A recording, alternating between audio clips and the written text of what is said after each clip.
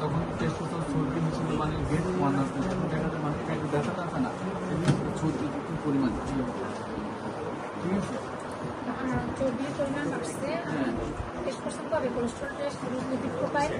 সেটা ধরো ইমিডিয়েট আপনি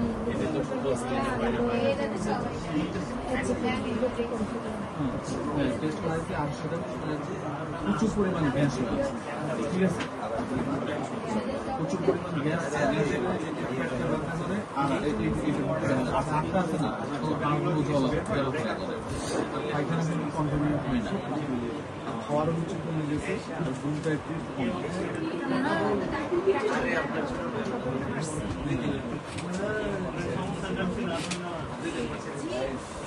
হ্যাঁ গ্যাস পুরো পেটে হয়, খাওয়ার পরে গলা ভরা বেশি